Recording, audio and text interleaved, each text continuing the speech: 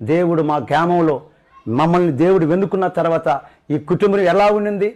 తాగుతూ పెద్దోళ్ళు పిల్లలు అందరూ వ్యసనాలకి, ఆ తాగుడనే వ్యసనాలకు ఉన్నట్టు కుటుంబం ఎలా మారింది, దేవుడు వీళ్ళని ఎలా తీసుకొచ్చాడని చెప్పి మా గ్రామంలో ఉన్నవారు ఒక సగం గ్రామం మారిపోయింది. ఈరోజు యేసయ్యని నమ్ముకున్నారు, ప్రతి అలవాట్లు విడిచిపెట్టారు. అంత మాత్రమే కాదండి, మా అనుకున్న రక్త సంబంధులు, మా అత్తోళ్ళు, మామోళ్ళు, బావోళ్ళు, అక్కోళ్ళు, చిన్నాయన్లు, పెదనాయలు మొత్తం అందరూ కూడా యేసయ్యని నమ్ముకొని అన్ని వ్యసనాలను బయటపడి ఈరోజు వాళ్ళని సేవకులు, వాళ్ళని పరిచారికులుగా ఉండి దేవునికి మహిమ తీసుకొచ్చుకుంటూ దేవుని మాటలు చెప్తూ అనేక సంతోషంగా ఆ బిడ్డలు జీవిస్తూ ఉన్నారు.